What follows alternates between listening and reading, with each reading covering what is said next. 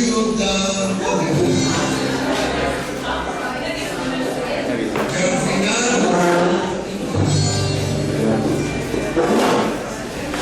la noche más tardaba yendo juntos al bar.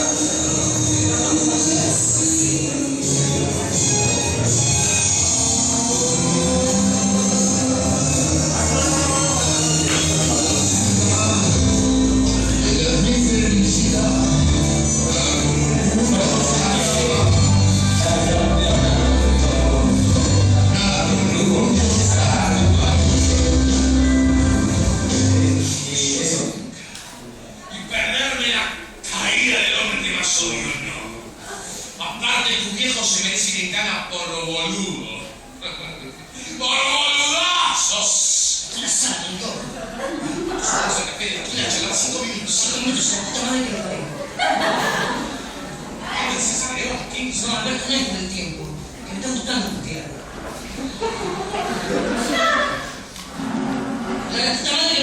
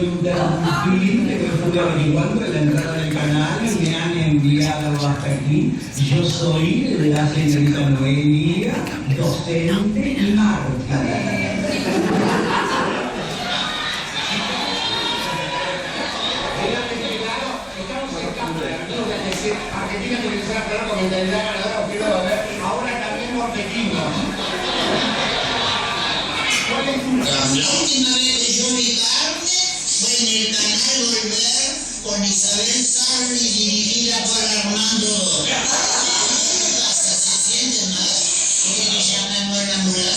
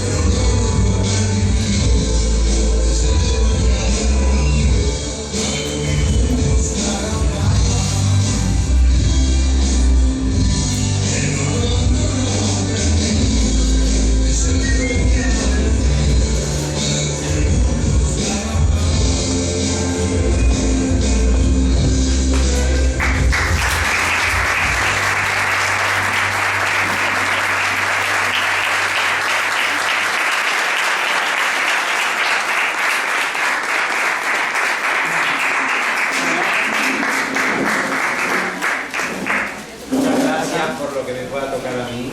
Un aplauso. Este es el cierre del ciclo motor 2011.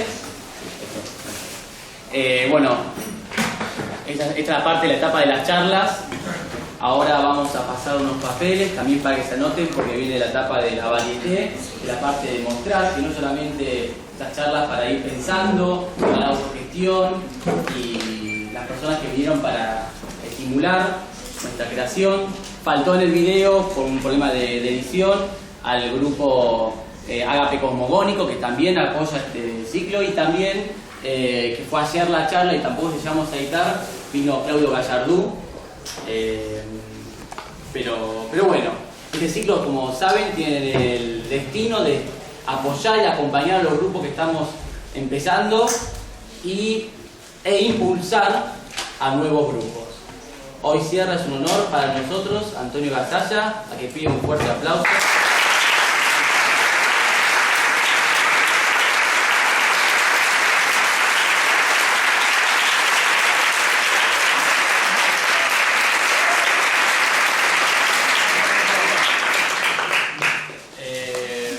Bueno, voy a empezar con preguntas. También está abierto a todos los que quieran preguntar, opinar. También vos podés preguntar, porque recién estaba preguntando cómo era el tema de la universidad, que era muy distinto a la escuela, ¿no? Sí, obviamente. Bueno, primero los saludo formalmente a todos, gracias por haberme invitado. He visto que todos los que han venido a hablar tienen casi 40 años menos que yo. Me han elegido a mí para terminar las charlas. Voy a hablar de la prehistoria.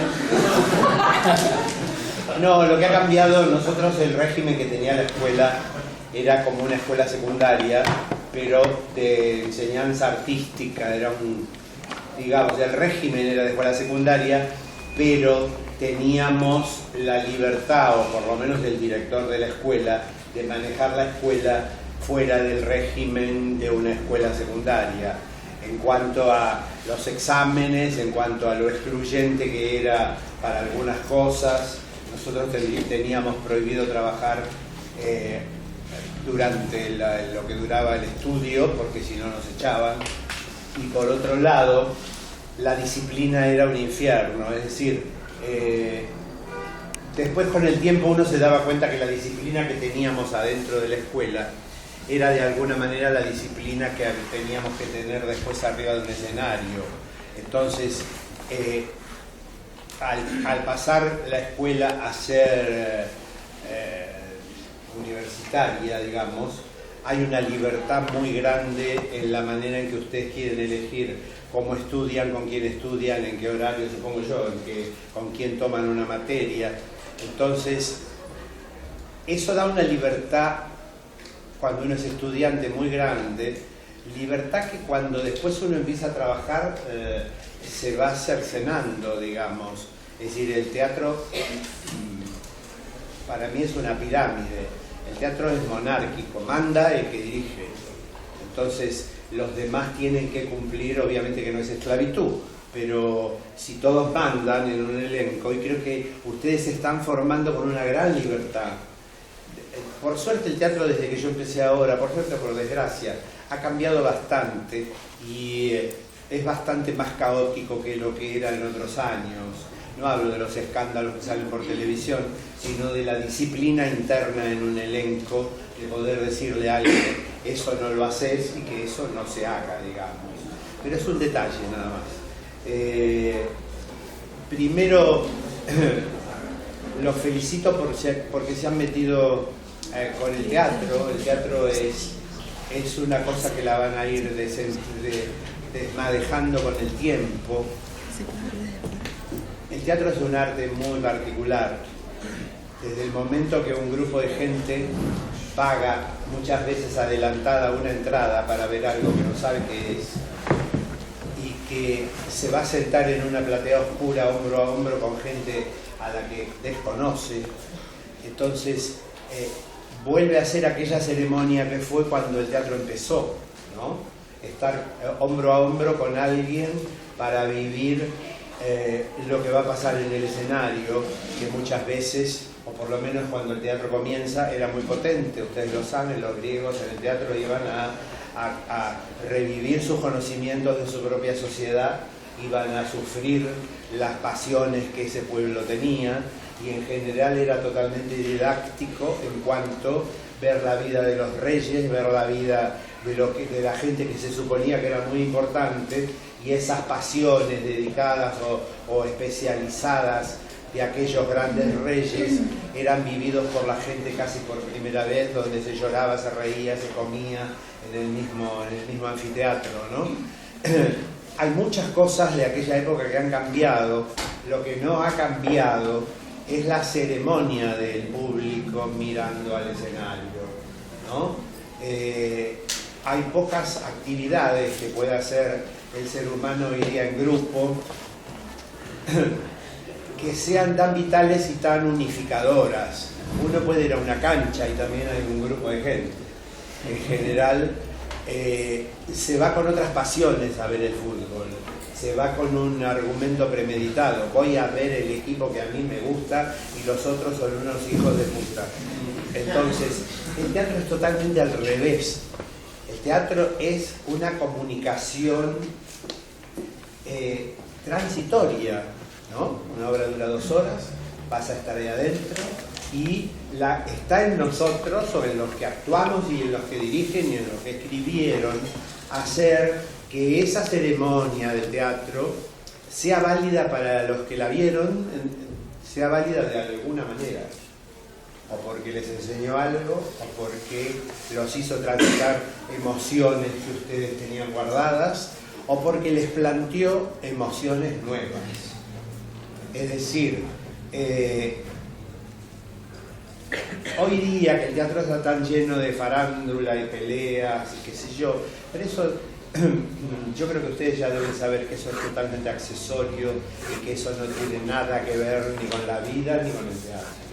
Es una cosa circunstancial de esta época donde ser famoso es pelearse y donde estar arriba de un escenario es realmente una opción que tiene cualquiera. Y no es así el teatro. Es decir, cada actor es distinto, cada actor tiene su propio mundo, cada actor tiene su propia personalidad, y es necesario que eso sea así. Es decir, los actores no tienen que ser iguales, los actores no tienen que actuar de la misma manera. Es decir, no se actúa de la misma manera. El teatro es una gran mentira, y ha habido a lo largo de la historia actores que han demostrado que si mienten bien te hacen emocionar igual. Hay actores que nunca tuvieron un método y sin embargo pasaron la vida desde un escenario transmitiendo sensaciones y llevando sentimientos a la gente. Yo no sé de qué les puedo hablar, la verdad. Yo egresé de la escuela en una época, entré en el 61, salí en el 64, con el título en la mano. Y con el título en la mano no se entra ni se consigue trabajo en ningún lado. En mi época todavía estaba en San Martín para hacer las obras clásicas y el Cervantes para hacer los clásicos argentinos, y había alguna remotísima posibilidad de que por ahí un egresado del conservatorio, porque estaba escrita como una ley no escrita, que los mejores egresados, los 2 mejores de cada año, entraban automáticamente al elenco oficial. Eso no se cumplía ni en... Y lo peor era que el teatro era más duro que ahora, más fuerte que ahora. Yo he dado pruebas en el San Martín para ser de pueblo.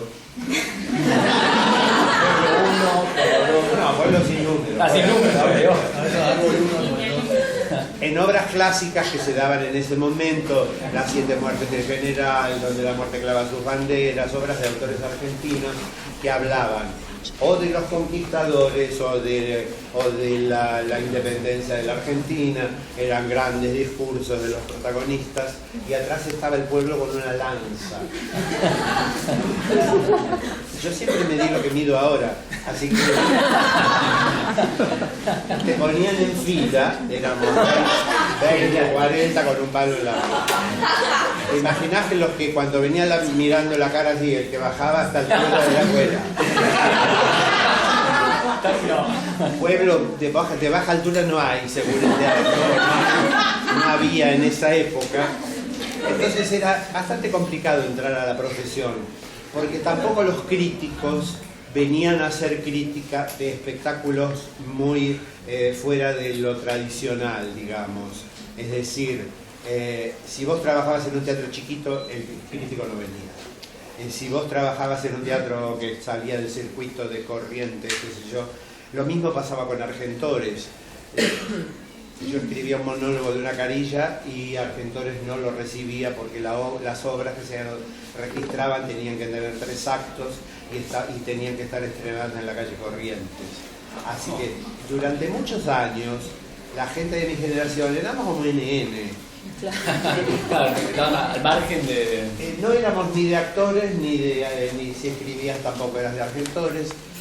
Y entonces de ahí empieza un poco, en los años 60 y pico hasta los 70, una búsqueda de cada uno de encontrar su propio camino, su propio destino y encontrar su lugar, digamos. Ahí empezamos, en esa época, coincide con el 60 y pico en Francia, que viene el Mayo francés, la imaginación al poder, hay toda una revolución cultural en el mundo entero, que implicaba que vos podías, y es Andy Warhol, de quien tendrían que, si no lo conocen, releer un poco. Él, a través de la plástica, de la pintura y de las instalaciones, realmente abre una gran puerta a que todo es arte, ¿no? Una cosa que deben haber escuchado a Marta Minujín hasta el día de hoy. Bueno, Marta está loca, pero es una... No, pero es una mujer genial realmente. Es donde, en esa época de los 60, es donde aparece la performance, es decir, el happening, ¿no? Que es difícil de traducir. Es escenificar un momento que está transcurriendo, ¿no?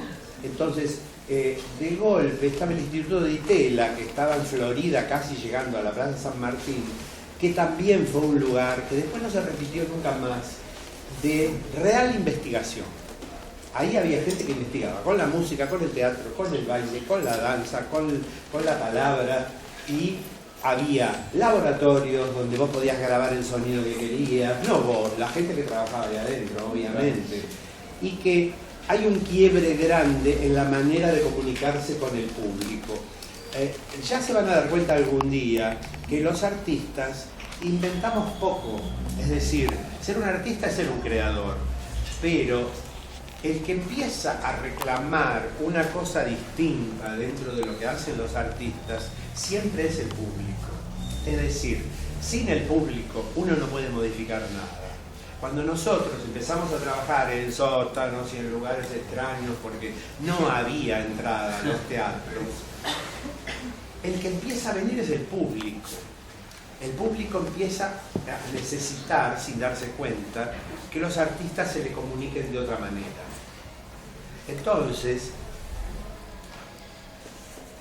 cuando digo nosotros es mi generación, Pinti, Perciabale, Nacha Guevara, que realmente no teníamos dónde trabajar. Yo trabajé muchas veces en la calle, pero no como un artista de la calle, sino porque salía un trabajito, se inauguraba una peluquería y querían hacer un showcito y entonces ahí íbamos nosotros y acabamos en la vereda. Entonces, lo que empieza a aparecer en el teatro, por lo menos en el humor, es nombrar gente con nombre y apellido.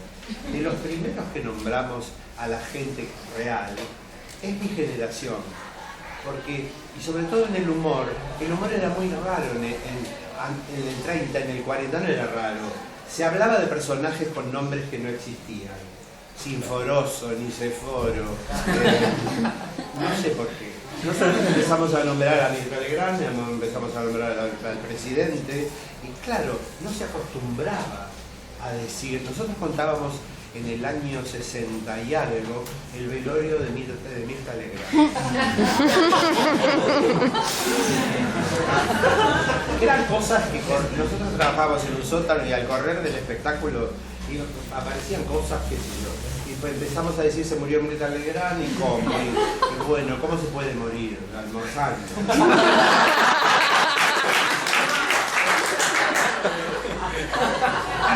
Ahora ya no, porque la porrada. Explicábamos que era la época de Roma y todo el mundo decía corten, corten, Roma decía no, un momento. Entonces empezaba el velorio, la ponían arriba de la mesa.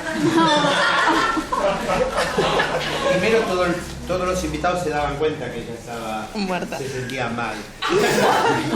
Había pescado en la comida y el pescado recomendado por Eugenia de Chikov, por ejemplo, no es una comida que hay que servir cuando vos tenés invitados por las espinas, por todo. A Chiquita se le clavaba una espina. Todos se daban cuenta, pero nadie le daba un golpe en la espalda. Porque ¿quién le va a dar un golpe?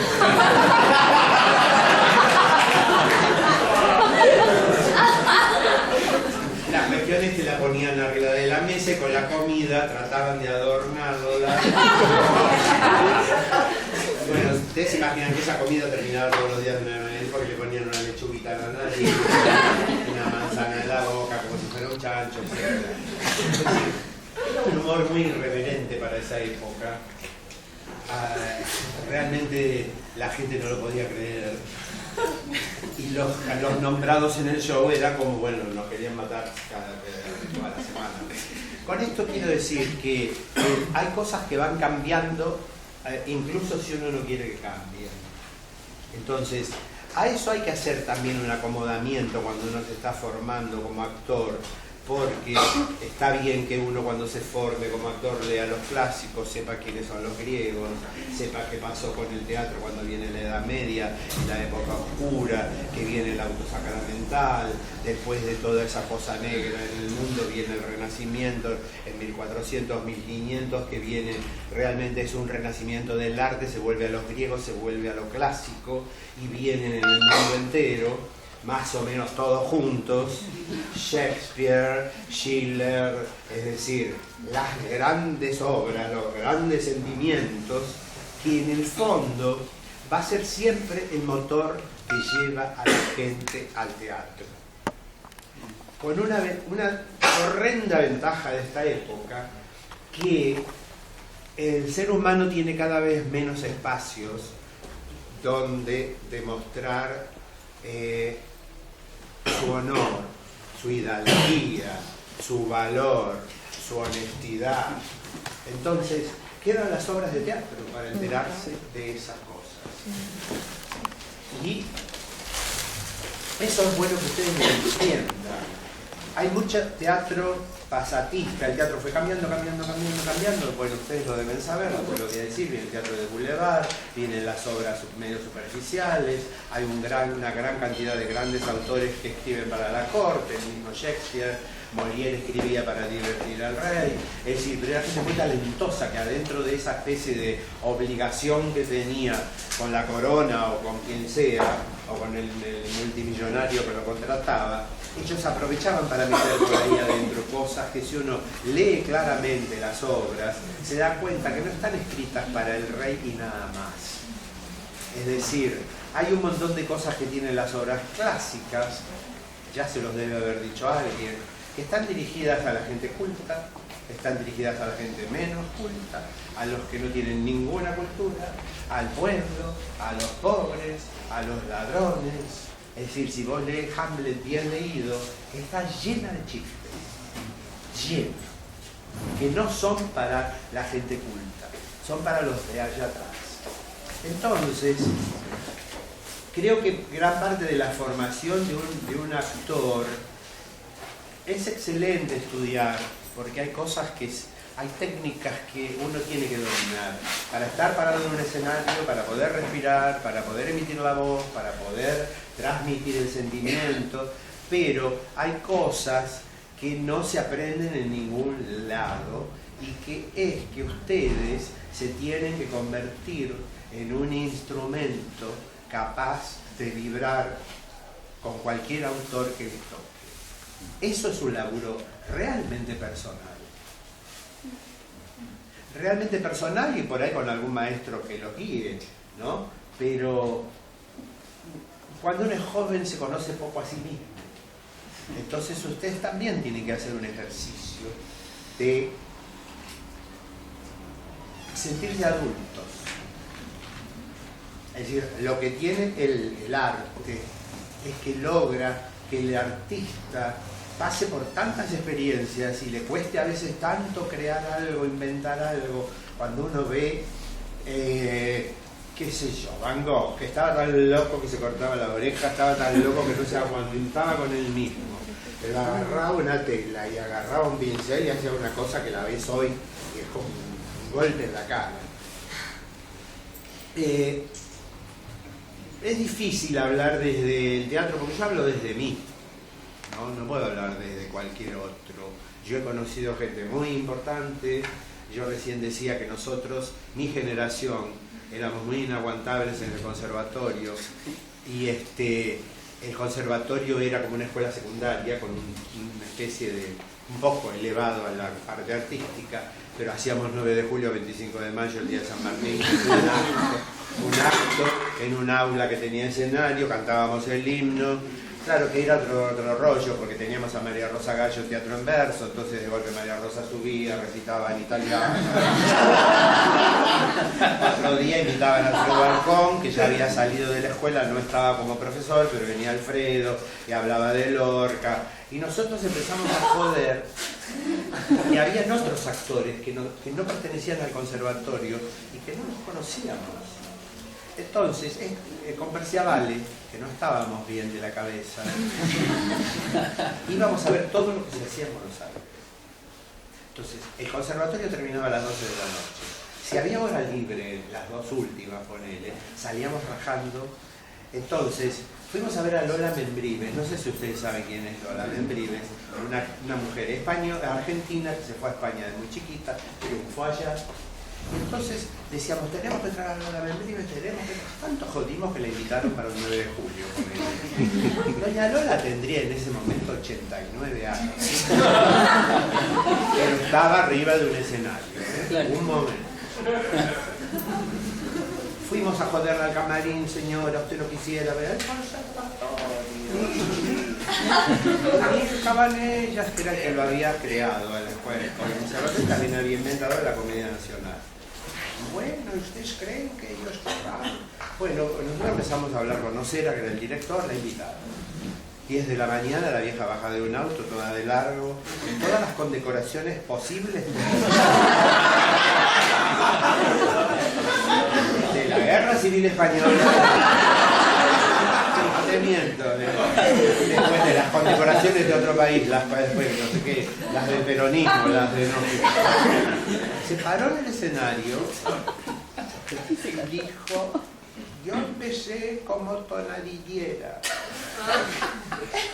Y se pone a cantar tonadillas del... ¿qué sé yo? Después empecé a cantar cuplé. Y empezó a cantar cuplé. Federico escribió para mí... Federico era Lorca. Y entonces, no... Jacinto Benavente escribió Los Intereses Creados y entonces hizo un pedazo de Los Intereses Creados. Después Lorca hizo un pedazo de Lorca. Después hizo un pedazo de Shakespeare. Esa mujer de la que todo el mundo fue a reírse fue una cosa, es decir, sacó de adentro de ella un pedazo de profesión tan gigante. Y con esto quiero decir que no hay que menospreciar de que haya actores que son distintos que otros. Hay momentos de la vida de los actores, porque uno tiene mucho fervor a los 25, a los 20, pero cuando llevas 50 años trabajando, 60, y a veces el trabajo no es tan fácil de conseguir, también los actores empiezan a quedarse con miles de cosas adentro para decir. Yo sé que de alguna manera esta charla es para hablar de la autogestión. La autogestión no tendría que existir en un país serio. Es decir, la autogestión tendría que estar absorbida por algún ente que agarre a la gente que tiene talento y que quiere hacer sus propias cosas para tener a dónde hacerlo. Pero vivimos en la Argentina con todo lo que yo amo en este país y es así. Cuando yo salí no tuve trabajo. Yo egresé con la mejor nota y egresé como profesor de arte escénico. No podés ir con ese papel a pedir trabajo. Nadie. Y entonces nos empezamos a juntar en un grupito, qué sé yo, nosotros ya en bromas, en las horas libres del conservatorio, porque el conservatorio era una esclavitud. Para que se te meta la disciplina adentro, al conservatorio tenías que entrar a las 5 de la tarde. 5 y 1 minuto se cerraba la puerta con llave. Vos por ahí habías preparado una escena que en la materia de arte escénico la tenías que presentar y la habías ensayado con otros compañeros tuyos y habíamos conseguido ropa porque nos hacían hacer la ropa y la escenografía y no la podías presentar. Entonces, eso se te metía en la cabeza. Entonces, la generación mía no llega tarde a una función nunca. Las generaciones nuevas no saben ni a qué hora tienen que llegar. La función es a las 9, llegan a las 9 y te dicen, y llegué a las 9. No te digo que todo el mundo sea así, pero suele pasar. Entonces, cuando uno salía del conservatorio, no estaba preparado el medio para absorber a nadie. Las compañías tenían dama joven, galán joven, característica, característico, la protagonista, ¿entendés? Y eran, las compañías eran como un bloque a donde no entraba nadie. Estaba Luisa Beilo, la Membrives, estaba Paulina Singerman, Pepita Muñoz, estaba cada uno con su compañero. Era muy difícil que esa compañía quiera a alguien de 20 años nuevo que no conozco quién es. Entonces, en mi época seguía todavía eso. Nosotros empezamos a juntarnos de a 2, de a 3 y hacíamos con humor las escenas que habíamos hecho en serio durante todo el conservatorio. Entonces hacíamos la escena del balcón de Romeo y Julieta, hacíamos el final de la gaviota de Chekhov, que de humor no tiene nada. Cuando Constantina habla con Nina, se levanta, abre la puerta, va adentro y se pega un tiro. Y Romeo y Julieta es una escena llena de... Perdón, la espalda. Sí, hay cosas que... Está bien que a nosotros se nos había dado por el humor, no me preguntes por qué, porque yo la verdad que nunca fui gracioso ni de la escuela primaria ni de la secundaria, pero ahí se fue dando como algo. Y cuando salimos, empieza a ver que toda la generación nuestra no tenía dónde trabajar. Y bueno, nosotros debemos ser, cuando digo nosotros digo Nacha, Carlos, yo, los primeros en juntarnos adentro de más que sótano era un altillo, después pasó a ser un sótano. Y lo más sorprendente fue que la gente empezó a venir en cantidades. Nosotros no éramos nadie. El Libertador 1066, donde era un edificio todo de cristal, había un conventillos de estos del centro, muy largo para adentro, y en una habitación de casi 4x4, nosotros hicimos Gel Valentino, habíamos conseguido que Telefe, lo que era Canal 11 en ese momento, nos prestara un video de la vida de Valentino. Valentino, el actor del cine mudo. Con eso lo cortamos en pedazos, qué sé yo, y armamos pedacitos de la vida de él que la continuábamos nosotros en vivo, ¿no? Nosotros de golpe estuvimos 3 años haciendo eso, con entradas vendidas con 1 año de anticipación.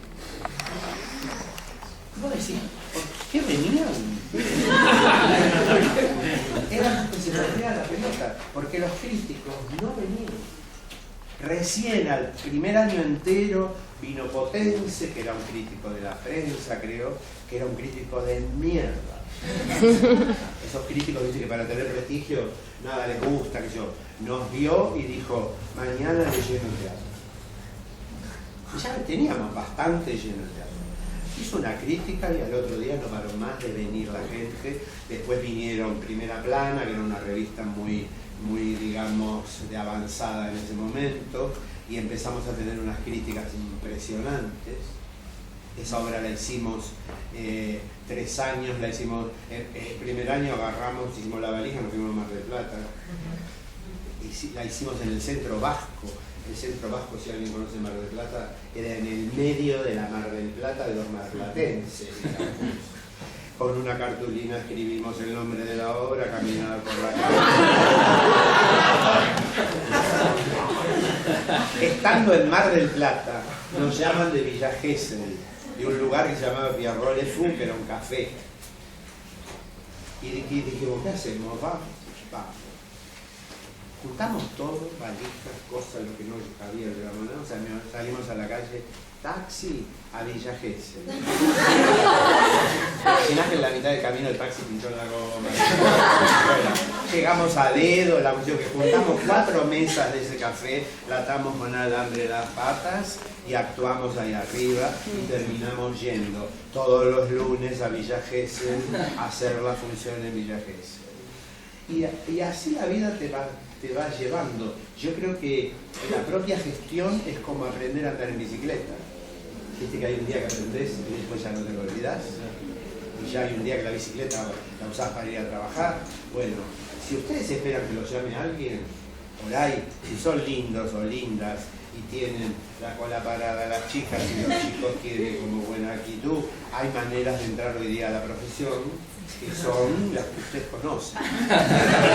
No, yo no juzgo nada en ese sentido. Creo que el trabajo es trabajo y que uno se la tiene que arremangar como se la arremanga la gente que no tiene trabajo y es un empleado público. Ahora, si se van a alargar a la propia gestión, tienen que tener claro qué quieren decir, cómo, por qué, quiénes son. Es decir, cuando vos sos nuevo y entras en un elenco, va a haber un director, va a haber compañeros de otra edad que te van a llevar, te van a guiar. Cuando uno hace su propia gestión, lo primero, y empieza a aparecer el público, lo primero que empieza a aparecer es que el público quiere saber qué querés decir. ¿Qué querés decir? No es un mensaje, sino, está bien, me llama la atención, me voy a meter ahí. ¿Qué me van a decir? Como las gestiones de ustedes, tienen que plantearse para dónde van a agarrar. Es decir, el mío fue el caso del humor, que para mí yo en la escuela no te formabas para el humor ni por todas, supongo que ustedes tampoco. No. Y bueno, el humor depende de Depende de la línea. Depende, pero digamos que no es humor. Estudiando como para hacer humor no está. No. Bueno, el humor no se puede aprender si vos no lo tenés bien. Lo que sí, el humor es engañoso. Es decir, el humor puede ser destructivo, puede ser crítico, puede ser negro, puede ser... depende de lo que vos le quieras decir a la gente. Porque hacer reír es muy fácil. Yo empiezo a tomarle el pelo a alguno de ustedes, todos los demás se ríen. Entonces, cuando yo empecé a hacer humor, me di cuenta que era muy fácil entrar en una especie de agujero negro donde después no podés salir, porque hoy día hay cómicos consagrados que vos los ves en televisión que empiezan a verduguear a alguien y claro, si yo convierto a alguien en el punto de la reunión, es fácil hacer reír. Ahora, ¿hasta dónde yo quiero joder a la gente? ¿Hasta dónde quiero ser jodido con el humor? Bueno, si empieza la propia gestión con el tema del drama o con el tema de trabajar con otro tipo de teatro más intenso, también se van a tener que plantear qué quiero decir, cómo lo voy a decir. Es decir, ser uno mismo, el termómetro de uno es fundamental. Cuando digo el termómetro es saber uno en qué estado está. Es decir, ¿es honesto lo que hago? ¿Soy justo con lo que hago? ¿Estoy dando lo mejor de mí? ¿Le estoy dando a esta gente que pagó algo que esa gente quiere ver? Uno no tiene que hacer lo que la gente quiere ver. La gente no necesariamente tiene claro qué quiere ver. Después con el tiempo, ¿viste? Si quiere ver una de misterio, ve una de misterio. Si quiere ver una de acciones, como en el cine es más fácil. Es el afiche y ya sabes dónde vas a entrar. El teatro, digamos, que también implica que los implica a ustedes. Es decir, el que escribió la obra ya la escribió. El que va a dirigir, bueno, la pondrá como quiere. Ahora, ¿ustedes en qué estado están de poder actuar? ¿En qué estado me siento de poder dar lo más que puedo dar? ¿Qué es lo más que puedo dar? ¿Alguien está trabajando con ustedes en ese tema? Es difícil que alguien trabaje en eso. Eso les va a empezar a pasar cuando con suerte tengan trabajo. Si es trabajo en televisión, hay que tener el ojo muy abierto porque nunca entendés muy claramente qué quieren hacer con ese libreto. No, esto es importante porque si a vos te dan un libro de alguien, como nombrábamos recién a Shakespeare, bueno, si sos burro, pero si lo lees 20 veces te vas a dar cuenta de lo que hay escondido ahí adentro. Hoy día, viste que de golpe, por suerte, se están haciendo un montón de ficciones apoyadas por el Inca, que se están dando en Canal 9, en Canal 2. Una se llama Mujeres Golpeadas, otra se va a llamar Mujeres Escupidas. Pero en el fondo no van a ningún lado. Es decir que hay mujeres golpeadas, sí, me las podés mostrar por foto todo el día, pero ¿a dónde estamos apuntando? Es decir, el que hizo ese proyecto, ¿a qué apunta? A que no se golpeen mujeres, me parece bárbaro. Ahora, cuando vos tenés que actuar cosas que tienen poco contenido, que no tienen mucha sustancia, que son casi epidérmicas, y además tu papel no es el principal, es decir, hay que empezar a prepararse, a tener adentro de uno un equipaje, llamarlo de lo que quieras. No te puedo decir experiencia, porque si tenés 20 tendrás la experiencia de los 20. Por ahí si tenés unos 20 muy tumultuosos, tendrás experiencia un poco más adulto, pero digamos, ¿con qué se actúa? Uno actúa con uno, no hay otra vuelta. Entonces, en la medida que uno se convierta en un buen instrumento, va a poder tocar mejor la canción, digamos. Es decir, no hay una autogestión que se pueda enseñar. En el fondo, cuando se ve en otras profesiones es más claro, un cantante canta, y bueno, hasta que no lo escuche a alguien que le puede dar un poco de pelota, por ahí pasa toda la vida y es un cantante que nunca cantó. Es decir, quiero decir, la autogestión no es una cosa que ustedes se tienen que proponer porque es ese estilo de trabajo que acabamos de ver. La autogestión es para siempre. La autogestión es aunque tengan un trabajo fijo. Es decir, ustedes son el instrumento con el que van a laburar. En la medida que se autogestionen interiormente para que este instrumento esté preparado para todo, va a ser mejor. Igual no se asusten porque la vida no es la misma para todo el mundo. Entonces, ni todos van a sufrir todas las injusticias, ni todos van a tener los más grandes éxitos. Habrá gente que va a estar en el medio